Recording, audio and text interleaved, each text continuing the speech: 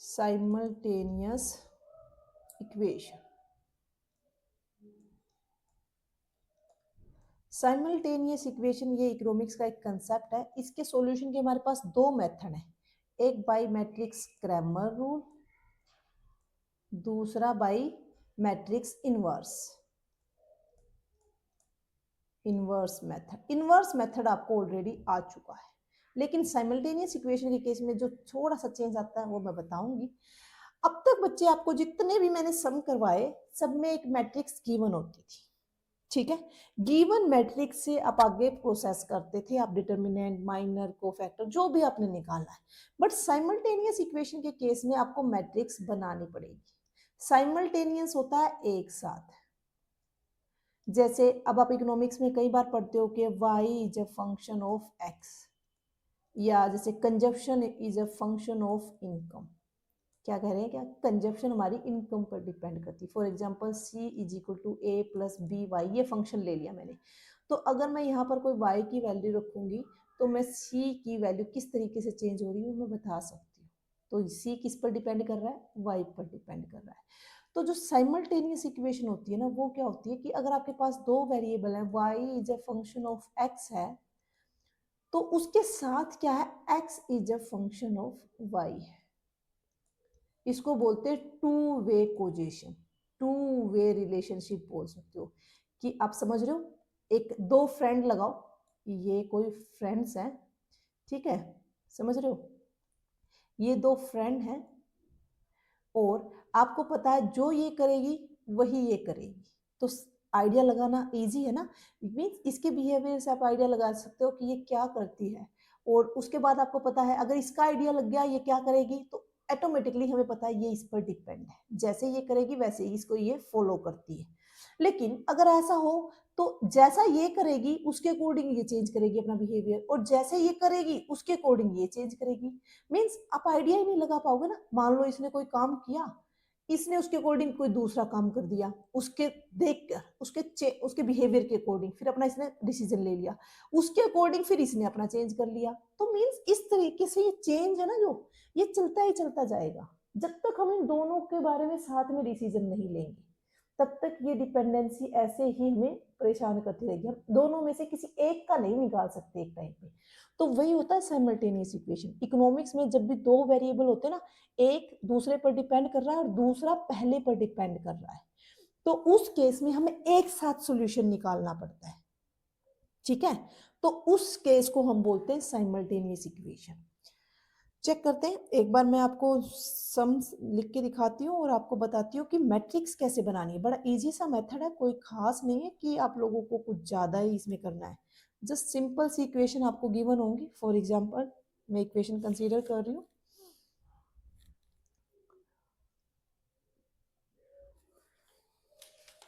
मैं पहले 2/2 की इक्वेशन ले रही हूँ।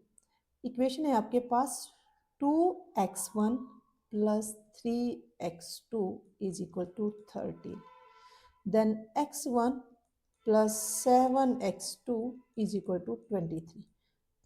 मैंने स्टार्टिंग की क्लास में आपको बताया था लीनियर इक्वेशन इसको बोलते हैं, और इसी को सोल्व करने के लिए मैट्रिक्स यूज करते हैं। ये तो टू इक्वेशन है, इसलिए आप बाई एलिमिनेशन मेथड भी कर सकते हो, इनके कोफिशिएंट को इक्वलाइज करके कि यहाँ 2 है, यहाँ इसको 2 से मल्टीप्लाई कर दो। इस तरीके के सम आपने 10th में काफी किए होंगे। बट जब number of equation more than 2 होता है, उस केस में हम कितनी बार सब्स्टिट्यूशन करेंगे बच्चे, कैसे उनके कोफैक्टर्स कोफिशिएंट को इक्वलाइज करेंगे, तो पॉसिबल नहीं है उस मेथड से जाना। तो हम क्या यूज करते हैं, मैट्रिक्स मेथड। तो अब 2/2 का देख लीजिए एक बार केस कैसे करते हैं। हम एक फॉर्मूला होता है हमारे पास, उसको हम बोलते हैं ax is equal to B. इसके अकॉर्डिंग इसकी मैट्रिक्स बनाते हैं। देखो यहाँ पर जो a है उसको हम डाटा मैट्रिक्स या कोफिशिएंट मैट्रिक्स बोलते हैं। x को हम वेरिएबल बोलते हैं, x क्या है, हमारे वेरिएबल मैट्रिक्स को रिप्रेजेंट करते हैं। और b हमारा कांस्टेंट को रिप्रेजेंट करता है जो हमें राइट हैंड साइड में गिवन दिख रहे हैं आपको। एक साइड में आपको सिर्फ कांस्टेंट गिवन है, इधर वेरिएबल है दोनों, x1 और x2 यहाँ पर वेरिएबल है, x1 और x2 वेरिएबल है। तो दूसरी साइड जहां पर कांस्टेंट है 13 और 23 लिखिए, वो b मैट्रिक्स बनेगी आपकी 13 और 23। ओके, अब x वेरिएबल क्या है यहाँ पर, x1 और x2 वेरिएबल है, तो ये दोनों आपके x में आ जाएंगे, x1 और x2। ओके, अब लेफ्ट हैंड साइड से बच्चे देखो, x1 हटा दो यहाँ से x2 हटा दो, यहाँ से x1 बटा दो, यहाँ से x2 हटा दो, बच्चे क्या 2 3 1 7 ना, तो ये हैं आपके कोफिशिएंट। ओके, तो कोफिशिएंट लिखिए, पहले फर्स्ट रो के 2 3, फिर सेकंड रो के 1 7। ऐसा मत कर देना कि फर्स्ट रो के बाद में लिखो और सेकंड रो के पहले, क्यों?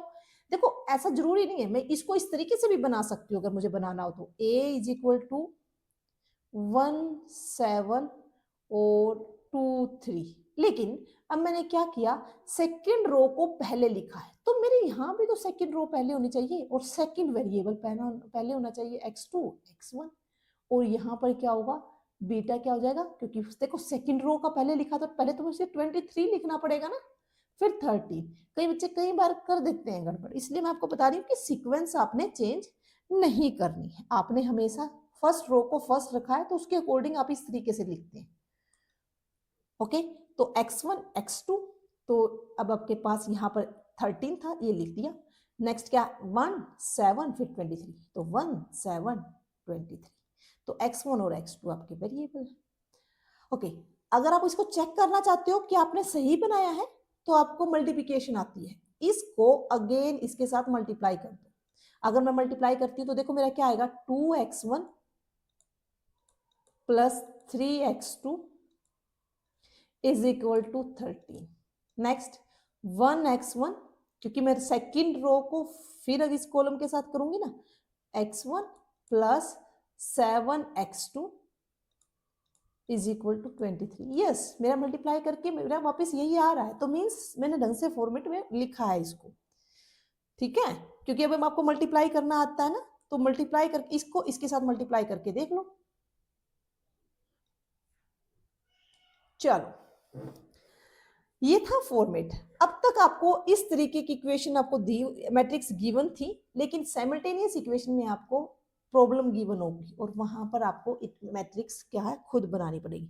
तो ये मैट्रिक्स है आपके पास। ओके, तो मैट्रिक्स क्रैमर रूल क्या है, अब हम उसको देख लेते हैं। मैट्रिक्स क्रैमर रूल में सबसे पहले आपको क्या करना है, इसका डिटरमिनेंट फाइंड आउट करना है। डिटरमिनेंट इसका क्या आएगा, 14 माइनस 3 11, और that must be non zero, वो जीरो नहीं होना चाहिए, क्योंकि उसको हम आगे क्या करेंगे, डिवाइड करेंगे पूरे रिजल्ट को उससे, तो डिनोमिनेटर है वो कभी भी जीरो नहीं होना चाहिए। तो डिनोमिनेटर में जब ये आएगा जीरो हुआ तो इस पूरे को क्या बना देगा, इनफाइनाइट बना देगा। चलो, ये नॉन जीरो आ गया, मीन्स हम इसको क्रैमर रूल से सोल्व कर सकते हैं। तो क्रैमर रूल से सोल्व करने के लिए सबसे पहला काम है, अब आपको क्या करना है, A1 मैट्रिक्स निकालनी है। A1 मैट्रिक्स क्या है बच्चे, अभी A1 भी निकालनी है, दूसरा आपको A2 मैट्रिक्स निकालनी है। A1 और A2 मैट्रिक्स समझ लो ये क्या होता है। अगर आपको दो मैट्रिक्स दिख रही है, एक ये मैट्रिक्स A जिसको मैंने सर्कल कर दिया ग्रीन कलर से, एक ये मैट्रिक्स B। अगर मैं मैट्रिक्स A के फर्स्ट कॉलम को मैट्रिक्स B के एलिमेंट से रिप्लेस कर देती हूँ तो मुझे A1 मिल जाएगा। कैसे, यहाँ से 2 और 1 हटा दो और इसके प्लेस पे क्या लिख दो, 13 और 27, और दूसरा कॉलम एज इट इज 3 और 7 एज इट इज। ये मेरी A1 है, मीन्स A1 में मैंने फर्स्ट कॉलम को B मैट्रिक्स से रिप्लेस कर लिया। अब मुझे A2 निकालना है, तो अब मैं क्या करूंगी, सेकंड कॉलम को इस मैट्रिक्स से रिप्लेस कर दूंगी, यानी first as it is 2 1 A matrix का first column as it is और सेकंड कॉलम को इससे रिप्लेस कर दो 13 और 27। तो अगेन अब आपको क्या निकालना है, A1 का डिटर्मिनेंट फाइंड आउट करना है। वो क्या आएगा आपका, 13 into 7 is equal to 91 minus 23 into 3 69. Now the difference is 2 22. Again अब आप A2 का डिटर्मिनेंट फाइंड आउट कीजिए। ये आएगा 23 इंटू 2 46 माइनस 3, यानी आपके पास आ गया 33। ओके, तो अब आपके पास देखो, आपने ए का डिटर्मिनेंट निकाल लिया, A1 का डिटर्मिनेंट निकाल लिया, A2 का डिटर्मिनेंट निकाल लिया। अब फर्स्ट देखिए, आपका फर्स्ट वेरिएबल क्या है, x1। तो x1 is equal to determinant of A1 divided by determinant of A, और x2 is equal to determinant of A2 divided by determinant of A। दोनों केसेस में आप किससे डिवाइड कर रहे हो, डिटर्मिनेंट ऑफ A से डिवाइड कर रहे हो। ओके, x1 फाइंड आउट कीजिए, 22 बाई 11, यानी 2 वैल्यू आ गई आपकी, और ये क्या है 33 बाई 11, यानी आपकी वैल्यू क्या आ गई 3। x2 इज इक्वल टू 3 और x1 is equal to 2। Okay, बहुत इजी है।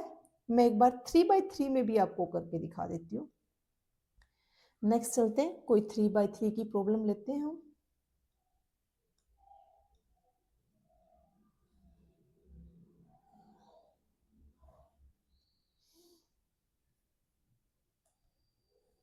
ओके, इस क्वेश्चन को देखिए, 3x1 plus x2 minus x3 is equal to 5, x1 plus 4x2 plus 2x3 is equal to 6, 2x1 plus 3x2 plus x3 is equal to 4। Okay, सबसे आप पहले आप क्या करोगे, साइमल्टेनियस इक्वेशन दी हुई है, इसको क्या करोगे, ax is equal to B form में लेके आओगे। ax is equal to B, A आपके पास आएगा यहाँ पर, a इज इक्वल टू 3/3 की मैट्रिक्स बनेगी। पहले आप बनाना चाहो तो बना लो, अदरवाइज पहले x को और b को लिख लेते हैं। x को और b को निकाल लो, बचा हुआ आपके पास a आ जाएगा। b सबसे इजी है निकालना, तो क्या आ जाएगा 5 6 4। x वेरिएबल है, x1 x2 x3 है, तो x1 x2 और x3। ओके, अब कोफिशिएंट लिखिए। कोफिशिएंट क्या है, फर्स्ट रो में 3 1। ओके, देखो ये माइनस साइन है, तो माइनस आपको साथ में कंसीडर करना है, -1 1 4 2 2 3 1। डन। सबसे पहला काम आपको क्या करना है, ए का डिटर्मिनेंट फाइंड आउट करना है। ए का डिटर्मिनेंट फाइंड आउट कीजिए, 3 into 4 minus 6 minus 1 into 1 minus 4 minus 1 into 3 minus 8। Okay, 3 into -2 -6, यहाँ पर आएगा -3, यानी +3 हो गया, और ये आएगा -5 इंटू -1, यानी +5। आपके पास रिजल्ट आ गया 2, that is not equal to 0। Yes, 2 है, 0 नहीं है। तो अब हमारा काम है नेक्स्ट क्या फाइंड आउट करना, A1।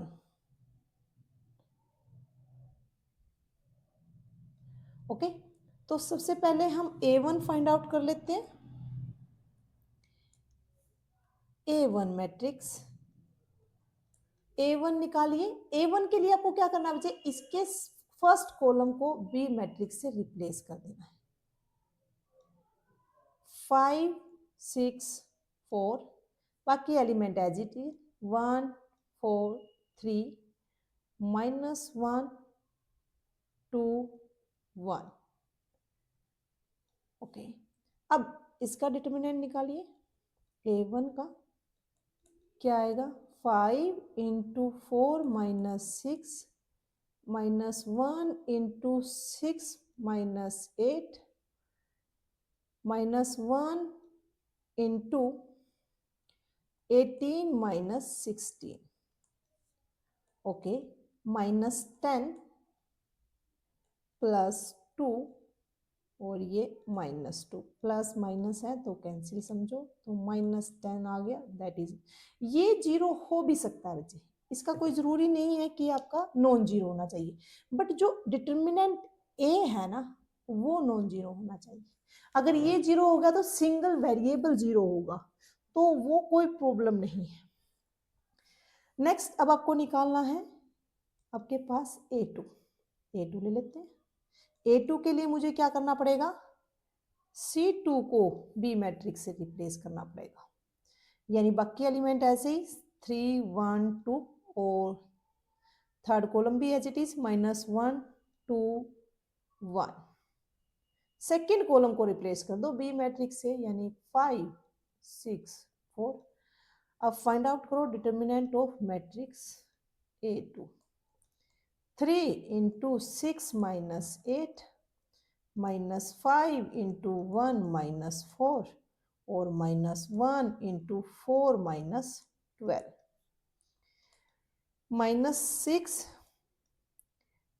प्लस का आपके पास आ जाएगा 15 और ये आ गया आपके पास +8, -6 और +8 2 17 आपके पास आ गया। ठीक है, नेक्स्ट अब आप सेम निकालिए आपके पास A3, A3 मैट्रिक्स। सबसे पहले A3 मैट्रिक्स लिखिए। A3 मैट्रिक्स के लिए मैं फिर से कलर चेंज कर लेती हूँ ताकि आपको थोड़ा सा क्लियर हो जाए।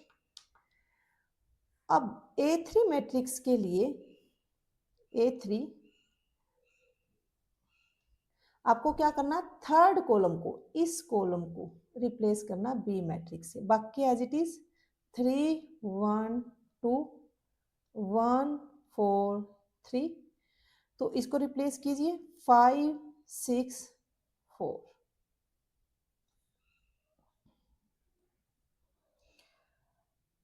5 6 4। ओके, फाइंड आउट कीजिए determinant of matrix A3, 3 into 16 minus 18 -1 into 4 -12 plus 5 into 3 -8, यानी 3 इंटू -2 -6 +8 और ये आपके पास आ गया -25, -25 और -6 31 और ये आ गया आपके पास, एक सेकेंड, -6 और -8 कर लेते हैं, +2 आ गया, +2 इसमें से गएगा -23, ज्यादा ही बड़ा आ रहा है कुछ।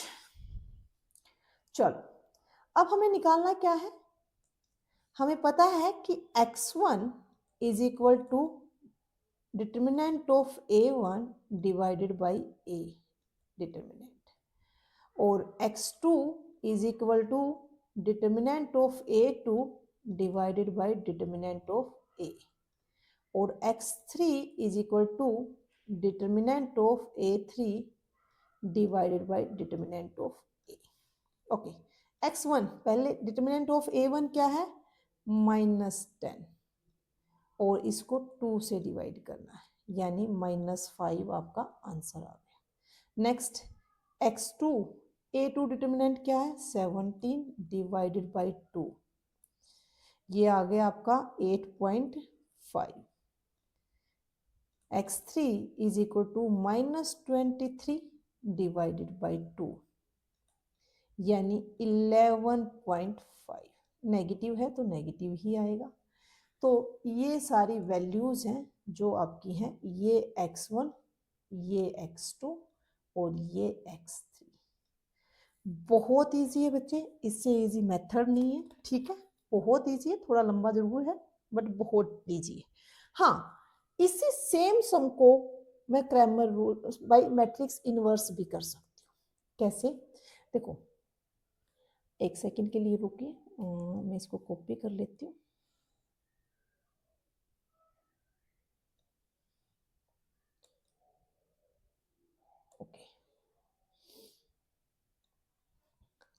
अब देखो जी, मैट्रिक्स इनवर्स से मैं इसको कैसे सोल्व कर सकती हूँ? ये मैट्रिक्स ए आपको गिवन है, क्या इस मैट्रिक्स का आप इनवर्स देखो, फॉर्मूला देखो मैंने क्या यूज किया, A X is equal to B ले रहे हैं ना हम इसको क्रैमर रूल से सोल्व करने के लिए। तो ए एक्स ये रहा, जो मैंने A X is equal to B. अब मुझे x की वैल्यू निकालनी है, तो मैं क्या करूंगी, a को b के नीचे लेके जाऊंगी, यानी b की पावर 1 यहाँ पर होगा ना। तो क्या मैं इसको ऐसे लिख सकती हूँ, a की पावर -1 इंटू बी। यानी अगर आपको इसको मैट्रिक्स इनवर्स से सोल्व करना है, तो जस्ट आपको क्या करना है, अगर मैं आपको ये मैट्रिक्स दे दूं a, क्या आप इसका इनवर्स निकाल सकते हो ना? मैंने बहुत बार सिखा दिया आपको मैट्रिक्स इनवर्स निकालना। तो इस मैट्रिक्स का आपको क्या करना है, इनवर्स निकालना है। समझ रहे हो ना मैं किस मैट्रिक्स की बात कर रही हूँ? मैं इस मैट्रिक्स की बात कर रही हूँ। तो इस मैट्रिक्स का अगर आप इनवर्स निकाल लेते हो, उसके बाद आपको क्या करना है, एक्स की वैल्यू निकालने के लिए जस्ट आपको क्या करना है, एक्स इज इक्वल टू क्या होगा, ए के इनवर्स को बी मैट्रिक्स से मल्टीप्लाई कर दो, जो ये है, ठीक है। और रिजल्ट सेम आएगा बच्चे, यहां से जो वैल्यू आएंगी ना आपकी x1, x2 और x3 की, वो सेम होंगी जो मैंने किससे सोल्व करके दिखाई है, ये मैट्रिक्स क्रैमर रूल से आपको सोल्व करके दिखाई है। ओके, ये आपका होमवर्क है। आपको क्या करना है, इस मैट्रिक्स का इनवर्स मेथड से आपको क्या करना है, सॉल्यूशन करना है। ए मैट्रिक्स का इनवर्स निकालना है और उसको पहले रख के बी से मल्टीप्लाई करना है, ठीक है। मैं उसको पहले रख के क्यों बोल रही हूँ बच्चे, देखो आप इसका इनवर्स निकाल लोगे, वो 3/3 की मैट्रिक्स आएगी, और इसको बी से मल्टीप्लाई करोगे, बी में कितने कॉलम है, एक ना। तो अब फर्स्ट रो को इसके साथ मल्टीप्लाई करोगे, एक x1 की वैल्यू आ जाएगी, क्योंकि इधर आपके पास क्या है, x है, x1, x2 और x3। जब फर्स्ट रो को इस कॉलम के साथ मल्टीप्लाई करोगे तो x1 की वैल्यू आ जाएगी, जब सेकेंड रो को इसके साथ मल्टीप्लाई करोगे, ओवरऑल ऐड होगा तो सेकेंड वैल्यू आ जाएगी, और जब थर्ड रो को इसके साथ मल्टीप्लाई करोगे तो आपके पास थर्ड वैल्यू आ जाएगी। ओके, अगर एग्जाम्पल देखना है तो चलो एग्जाम्पल भी देख लेते हैं। नेक्स्ट, इसको आप खुद करके देखोगे, सेम आंसर आ जाना चाहिए, x1 और x2 x3 की वैल्यू आपके पास आ जानी चाहिए। मैं एक मैट्रिक्स इनवर्स से आपको कोई दूसरा करके दिखाती हूँ जिसमें मुझे कोफैक्टर्स ना निकालने पड़े, क्योंकि कोफैक्टर्स निकालने में बहुत टाइम लगता है। अगर मुझे गिवन कोफैक्टर मिल जाएंगे तो मैं जल्दी से आपको सब पूरा करके दिखा दूंगी, अदरवाइज इतने टाइम में होगा नहीं। चलो एग्जाम्पल देख लेते हैं मैट्रिक्स इनवर्स का। मैं साइमल्टेनियस इक्वेशन के केस में आपको एक एग्जाम्पल करा रही हूँ। मैंने मैट्रिक्स ले लिया, मैं डायरेक्ट मैट्रिक्स उठा रही हूँ, आपको निकाल के नहीं दिखा रही हूँ। 2 1 0 1 -2 3 और 1 -1 -5, ये आपके पास ए मैट्रिक्स है। एक्स डाटा से मैंने डायरेक्ट उठा ली बच्चे, मैट्रिक्स मैंने बना के नहीं दिखाई। आई होप आपको अब आ गया है, तो इतना टाइम यहाँ पे लगाने की जरूरत नहीं है। बी आपके पास क्या है, 1 1.5 और 9। ओके, अब मैं इसको मैट्रिक्स इनवर्स से कैसे सोल्व करते हैं वो बताती हूँ। अगर आप इसका निकालते हो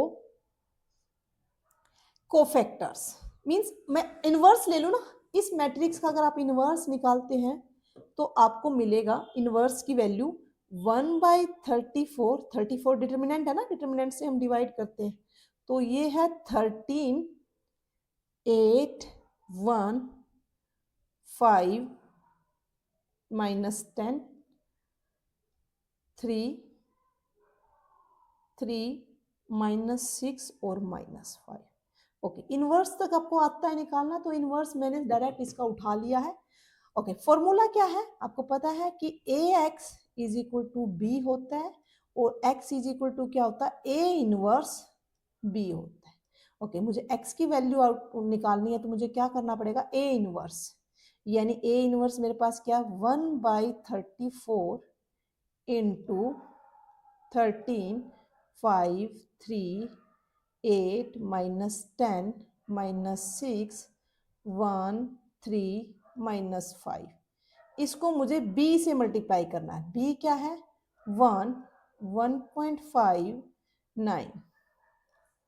तो कीजिए, x मुझे पता है मेरे पास क्या आएगा, x की वैल्यू क्या है, x y z।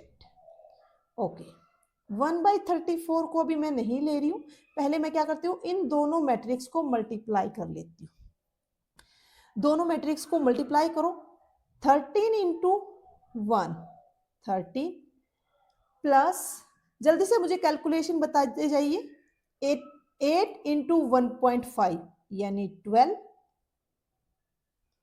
मैंने क्या किया, 8 को 1 से मल्टीप्लाई किया, 8 आ गया और हाफ है तो 8 का हाफ ले लिया, 12 हो गया। नेक्स्ट 1 प्लस 9, 1 इंटू 9 9, वैल्यू मिल गई मुझे। अब सेकेंड रो को मल्टीप्लाई कीजिए, 1 इंटू 5 5, और ये क्या आ गया हमारे पास, -15। और किसी को प्रॉब्लम तो नहीं हो रही बच्चे, देखो आप 1.5 को या तो 1 और हाफ मान लो, या आप ऐसे कर सकते हो, इसको 1 और हाफ है ना, इसको हटा लो, डेसिमल को हटा लिया तो नीचे हम 1 0 लगाते हैं, तो 5 3 जा 15 और 5 2 जा 10, इसको 3/2 मान के चल पड़ो। फॉर एग्जाम्पल अब यहाँ 10 से मल्टीप्लाई कर रहे हो आप, 3/2 को आप 10 से मल्टीप्लाई कर रहे हो, तो आप क्या करोगे, 2 5 जा 10 आ गया ना 15, और 10 माइनस का तो इसलिए माइनस आएगा। जैसे आपकी मर्जी, ठीक है, वैसे आप कर सकते हो, बहुत सारे तरीके हैं इसको करने के। अगर किसी को डाउट है तो वो डिटेल में मेरे से पूछ सकता है। 3 इंटू 9 27। ओके, नेक्स्ट 3 1 जा 3, और ये फिर अगेन देखो 6 है, अब देखो करके देखो, -6 इंटू 3/2, 2 3 जा 6, तो 3 3 9, माइनस का 9, डिटेल में भी कर सकते हो आप। तो ये है -5 इंटू 9 45। ओके, अब आप सॉल्यूशन कीजिए। सॉल्यूशन करने के बाद ना मुझे लगता है आपको कुछ ना कुछ ऐसे नंबर मिलेंगे जो 35 से डिविजिबल होंगे। फर्स्ट वाला क्या आ रहा है,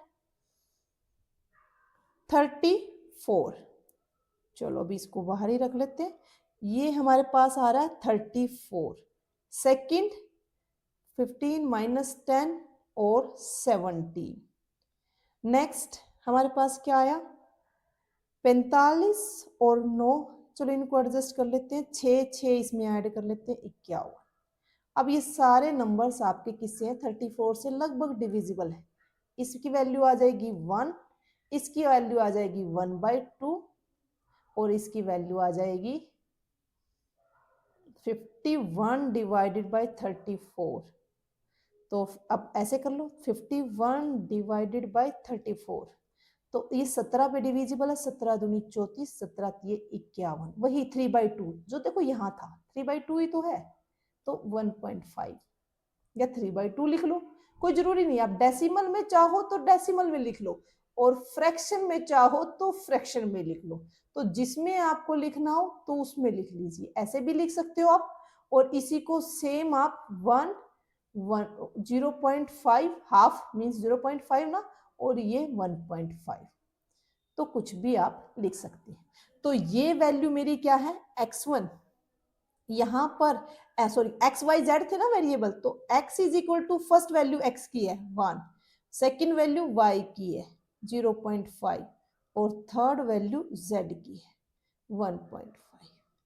तो इस तरीके से आप निकाल सकते हो। अगर आप इस सम को, सेम सम को क्रैमर रूल से सोल्व करके देखना, इसी सम को, तो यही वैल्यू आएगी।